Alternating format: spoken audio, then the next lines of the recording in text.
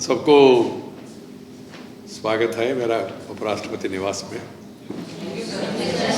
Parliament चल रहा है, थोड़ा मैं भी व्यस्त चल रहा है, माने डिस्टर्बेंस होता है, चलता है, डिस्टर्बेंस होता है, साथ पॉलिटिक्स, चुनाव नज़दीक आ रहे हैं ना, वो भी एक कारण है। ये उपराष्ट्रपति निवास है, भारत का उपराष्ट्रपति।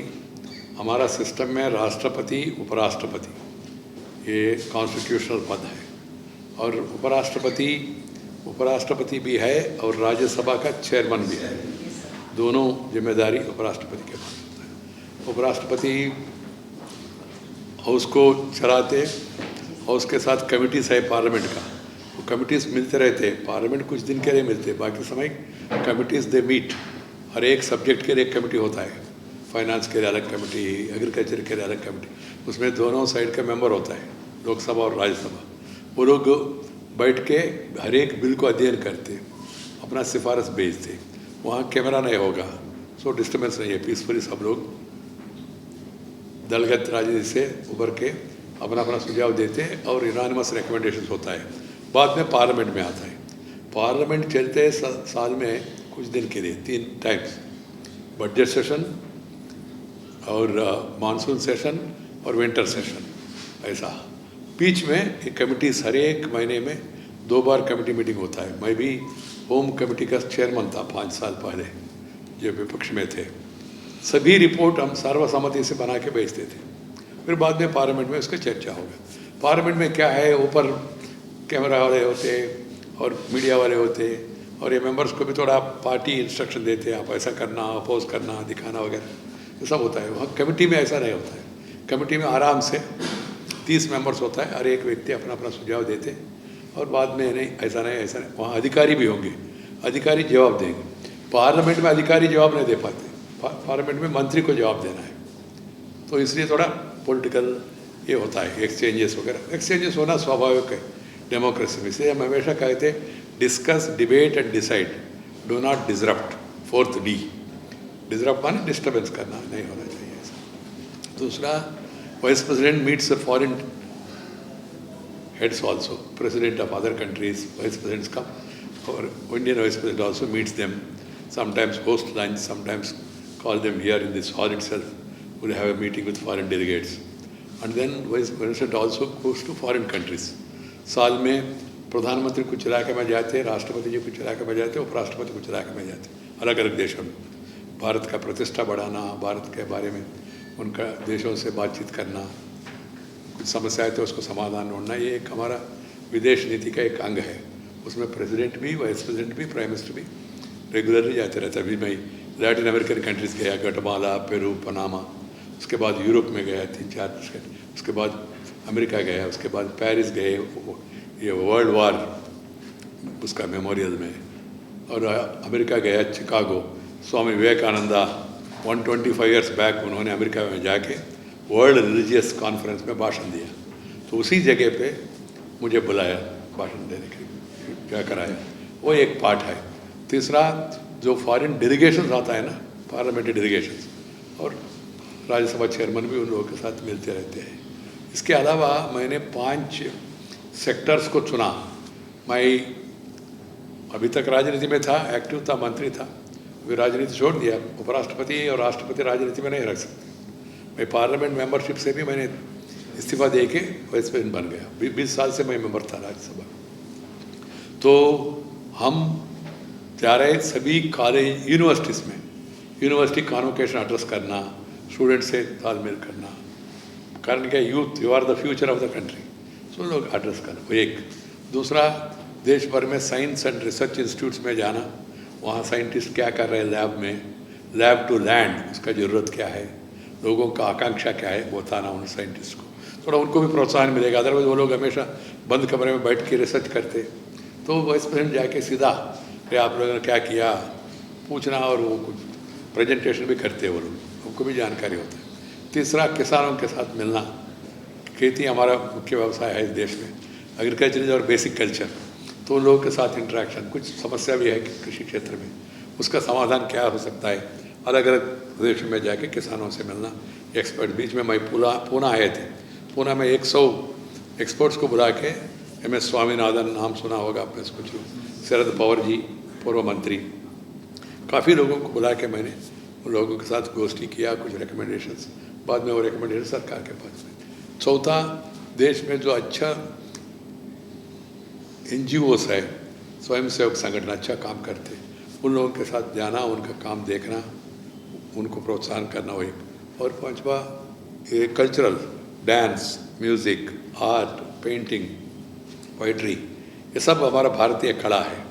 उस क्षेत्र में जाना, उन लोगों से मिलना जुलना, उनका कार्यक्रम में भाग लेना वगैरह भी वाइस प्रेसिडेंट के रूप में मैं देश भर में, अभी मैं उपराष्ट्रपति बन के 15-16 महीने हो गया। 16 महीने में मैं 400 से ज़्यादा देश भर में यात्रा किया। अभी तक ये रिकॉर्ड है, कभी भी ऐसा हुआ नहीं। पहले जो था वो 7 साल में 80 जगह पे गए थे, हम 16 महीने में 400 से ज़्यादा। कोई कंपटीशन के लिए नहीं, मन में उत्साह है, एनर्जी है, तो जाना, लोगों से मिलना, लोगों को मार्गदर्शन करना, वहाँ से फीडबैक लेकर आके यहाँ सरकार को बताना, भाई ये करना, ये नहीं करना वगैरह सब वही करते रहते। और इसके साथ ही साथ वो उपराष्ट्रपति यहाँ दिल्ली में पब्लिक प्रोग्राम्स होता है, स्टेट्स में होता है सरकार के द्वारा। आज मैंने उज्ज्वला योजना सुना आप लोगों ने, उसमें 6 करोड़ कनेक्शन आज पारित हो गया, 6 करोड़ रीच हो गया। तो 6 करोड़ वे जो महिला है उनको मैंने आज पुरस्कार दिया। उसका थोड़ा प्रोत्साहन करना, और जो कर्मचारी, जो अधिकारी जो काम कर रहे हैं उनको थोड़ा सा ऐसा फिर तक आने से वो लोग को उत्साह आएगा, तो इस कार्यक्रम में गया। ऐसा अलग अलग स्टेट्स में, मुंबई आता हूँ, पुणे आता हूँ, अलग अलग शहरों में जाता हूँ, उसका उद्घाटन करता हूँ, प्रोत्साहन करता हूँ, सेमिनार, सिम्पोजियम, CIA, फिक्की, असोचम ऐसा संगठन, रोटरी क्लब, लायंस क्लब ऐसे संगठन और अन्य। और साथ ही साथ दिल्ली में सेमिनार्स होता है, सिम्पोजियम होता है, ऑल इंडिया कॉम्पिटिशन होता है। बगल में विज्ञान भवन है मेरे घर के बगल में, उसमें नेशनल लेवल कॉन्फ्रेंस होता है। केवल prime minister, president, vice president को ही परमिशन देते हो वो कॉन्फ्रेंस में, उसमें वहाँ कार्यक्रम करते रहता हूँ। और बुक, किसी ने अच्छा पुस्तक लिखा, पुस्तक विमोचन भी मैं करता हूँ। पुस्तक विमोचन के लिए बाहर जाते थे पहले शहर में, वाइस प्रेसिडेंट बाहर गए तो सिक्योरिटी, स्क्वाड, प्रोटोकॉल, मेरे साथ एक 20-25 लोग रहेंगे, गाड़ियाँ सब चलेगा, ट्रैफिक का प्रॉब्लम होगा। इसलिए हमने तय किया घर में ही एक हॉल बना है बगल में, बाद में देखेंगे हम, 150 कैपेसिटी है। पुस्तक विमोचन वगैरह किसी का भी उसमें करता हूँ। हॉल फ्री है, खर्चा नहीं है, और बाहर जाना नहीं है, डिस्टर्बेंस नहीं है पब्लिक के लिए ऐसा। वो हॉल का नाम मैंने सरदार पटेल जी कौन है मालूम है? कोई बता सकते हैं? बताओ बेटी, आप बताओ। हाँ, कौन है सरदार वल्लभ भाई पटेल? कौन मालूम है तो बताओ, नहीं तो बैठो पीछे। कोणाला माहिती, कोणाला सांगता येईल? जोर से बोलो बेटा। वैसे नहीं, बैठो। और कोई भारत का, हाँ, आयरन मैन ऑफ इंडिया उनका टाइटल है, मगर वो पहले क्या था एग्जैक्टली? प्रधानमंत्री पहले कौन था? फर्स्ट प्रधानमंत्री, पहले प्रधानमंत्री कौन था भारत का आज़ादी के बाद? जवाहरलाल नेहरू। उप प्रधानमंत्री, डिप्यूटी प्राइम मिनिस्टर कौन था? सरदार वल्लभ भाई Patel. Iron man of India नाम क्यों आया उनको? बिकॉज उन्होंने ये जो 560 राजवाड़ा अलग अलग देश के रूप में रहते थे, वो सबको विलयन करके देश को एक बनाया, इसलिए उनको आयरन मैन ऑफ इंडिया, हाँ, ऐसा कहते हैं। उनका नाम पे इस बीच में कुछ महत्वपूर्ण घटना हुआ, क्या है मालूम है किसी को? टीचर्स नहीं, स्टूडेंट्स। स्टैच्यू ऑफ यूनिटी कहाँ? गुजरात में उनका जो गांव है, हाँ, केवड़िया कॉलोनी, वहाँ ये दुनिया में number 1, the largest highest statue in the world, statue of liberty से भी डबल है। उनका नाम मैंने रखा, सरदार पटेल कॉन्फ्रेंस हॉल। वो भी पुस्तक विमोचन वगैरह होता रहता है। और बाकी लोग देश भर से आते हैं, मिलता हूँ समय के हिसाब से, जो भी आए उनका रिप्रेजेंटेशन वगैरह सुनता हूँ, उनसे बातचीत करता हूँ। और बाकी कुछ इम्पोर्टेंट ओकेशंस में स्टेट गवर्नमेंट्स का जो प्रोग्राम होता है उसमें जाता हूँ, स्टेट लेजिस्लेचर को भी एड्रेस करता हूँ, आदि आदि काम होता है वाइस प्रेसिडेंट का। वाइस प्रेसिडेंट ये सब महानुभाव, मेरे पहले जो वाइस प्रेसिडेंट था ये सब 12 वाइस प्रेसिडेंट, उसमें से कुछ लोग प्रेसिडेंट भी बन गए, उपराष्ट्रपति, बाद में राष्ट्रपति बन गए। तो इसलिए उनका फोटो यहाँ हमने रखा है। किसी को कुछ पूछना है? हाँ, tell me. So Vision 2020 is the vision of Dr. APJ Abdul Kalam. So what should students do to achieve that vision? First and foremost thing, you must all study hard. Aim high something. You must decide what you want to become. Do you want to become a doctor, actor, or tractor running farmer, teacher, or businessman? Some aim broadly. Keeping that in aim, then Kalamji said, dream high, have dreams. केवल dream से होगा नहीं, वो स्वप्न को साकार करने के लिए आपको मेहनत करना पड़ता है। So then work hard, then you will achieve something. ये देश का सौभाग्य है, हमारा स्पेशलिटी है, सामान्य व्यक्ति भी ऊपर तक पहुंच सकते। डॉक्टर कलाम कॉन्वेंट में गया नहीं, आपको जानकारी के लिए, इंग्लिश मीडियम पढ़ा नहीं, फिर भी ग्रेट साइंटिस्ट हो गया, भारत का राष्ट्रपति। श्री नरेंद्र भाई मोदी परिवार के साथ चाय बेचते थे रेलवे स्टेशन, दुनिया में पॉपुलर लीडर बन गया, देश का प्रधानमंत्री बन गया। मैं खुद मेरा अनुभव बताऊँ, मैं किसान का बेटा हूँ, गांव में पैदा हुआ, 3 किलोमीटर पैदल जाके स्कूल में पढ़ के आते थे, बिजली भी नहीं था हमारे घर पे, फिर वहाँ से यहाँ तक पहुँच गया, विधायक बन गया, MP बन गया, पार्टी का प्रदेश अध्यक्ष बन गया, ऑल इंडिया जनरल सेक्रेटरी बन गया, ऑल इंडिया प्रेसिडेंट बन गया, ग्रामीण विकास मंत्री बन गया, शहरी विकास मंत्री बन गया, पार्लियामेंट अफेयर्स मिनिस्टर बन गया, गरीबी उन्मूलन मंत्री बन गया, हाउसिंग वगैरह, फिर बाद में वो उपराष्ट्रपति बन गए। तो क्यों? केवल reason is hard work, discipline, commitment. जो पार्टी में गया उसी पार्टी में अंत तक। आजकल राजनीति में क्या हो रहा है आप लोग देखते हैं ना, सुबह जैसा बच्चे लोग, आप लोग सुबह एक ड्रेस और शाम को एक ड्रेस पहनते हैं, ऐसा कुछ राजनेता, ऐसा पार्टी अभी चेंज करते जा रहे हैं। ये कमिटमेंट होना चाहिए, कमिटमेंट, हार्ड वर्क, डिसिप्लिन। और हमारा देश आगे बढ़ना है तो डिसिप्लिन बहुत ज़रूरी है, कानून व्यवस्था को रेस्पेक्ट करना, टीचर के लिए नहीं, ऑफिसर के लिए नहीं, हमारे लिए। इस बीच में देश प्रधानमंत्री ने एक वाक्य कहा, देशभक्ति माने क्या है? तो उन्होंने जवाब दिया, देशभक्ति माने हर एक व्यक्ति अपना काम करे। सुनने में आपको साधारण लगे, क्या है, कोई बड़ा विषय है क्या? हर एक व्यक्ति अपना काम करे, टीचर अपना काम करे, स्टूडेंट अपना काम करे, डॉक्टर अपना काम करे, और ऑफिसर अपना काम करे, IAS। So everybody doing their work will make country strong. Secondly, follow civic rules. Thirdly, pay taxes. Fourthly, be transparent. Not you, everybody has to be transparent. That's why now the Prime Minister, उन्होंने 3 line का advice दिया. He said reform, perform and transform. Transform the nation, transforming the lives of the people.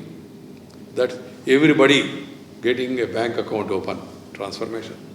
पहले कुछ लोगों ने bank का भी कभी मुंह भी देखा नहीं, और बैंक बुला के लोन दे रहे हैं आजकल। सेकंड, जैसा मैंने कहा उज्ज्वला, मैं मेरा ग्रैंड मदर को, मेरा मदर इन लॉ को देखा, गांव में जो होता है ना छोला, क्या होता है उसका, राई, उसके कारण से आंखों में पानी आते थे, आजकल उससे मुक्त हो गया। वो बड़ा परिवर्तन है, क्रांतिकारी परिवर्तन है। GST, फूड सर्विस टैक्स, बड़ा परिवर्तन है। मगर परिवर्तन करते समय थोड़ा दिक्कतें आते हैं। शुरुआत में हमको ऐसा लगता है सर कल तक कोई टैक्स नहीं था, अभी टैक्स भराना, कल तक ब्लैक में भी चलते थे, पैसा खर्च करते समय बिल कितना है सर, बिल, और बिना बिल कितना देना, सबका, हमारा जीवन में सबका अनुभव है। मगर अभी सबको बिल देना है तो टैक्स देना पड़ेगा।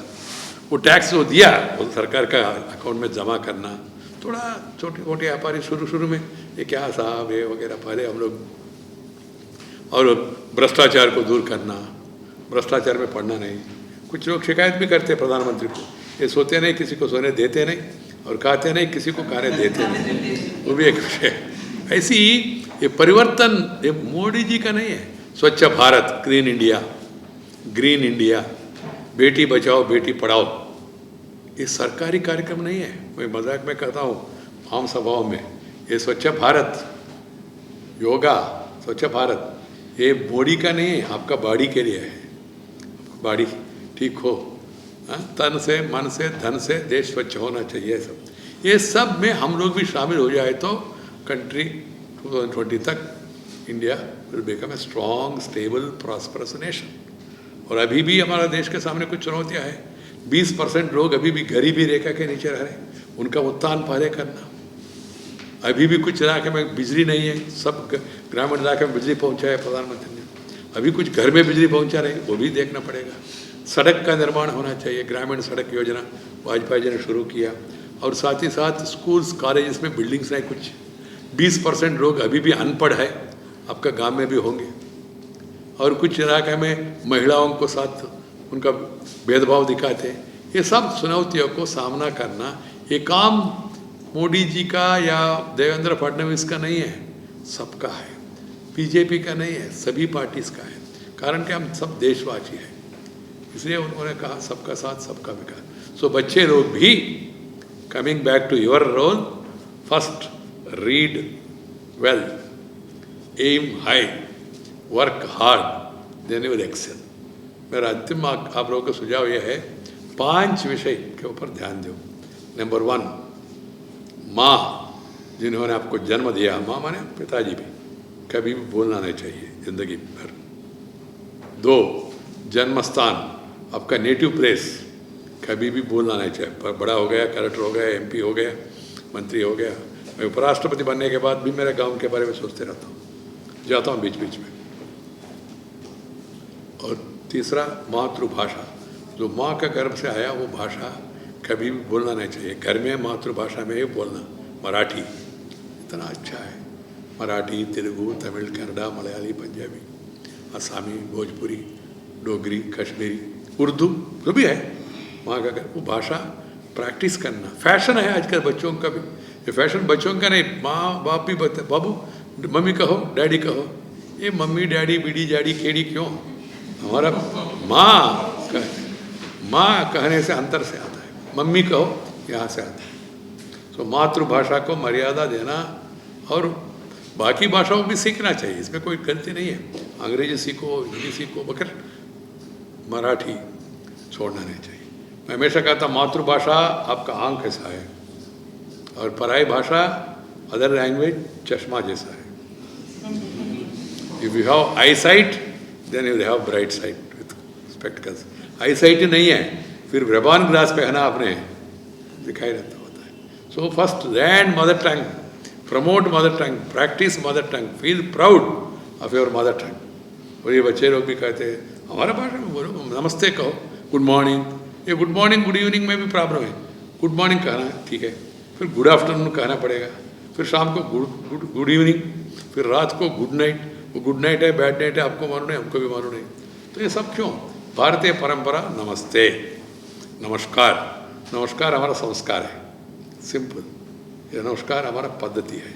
तो ये ऐसी धीरे धीरे हमारा ड्रेस, मैं उपराष्ट्रपति बनने के बाद कुछ और, सर उपराष्ट्रपति बन गए, तो मैंने कहा बन गया तो क्या है ना, इधर उधर देख रहे मैंने, थोड़ा ड्रेस बंद करा, सूट कोट वोट है। मैंने कहा कुछ नहीं, change of dress, I said no, no change of dress, only change of address.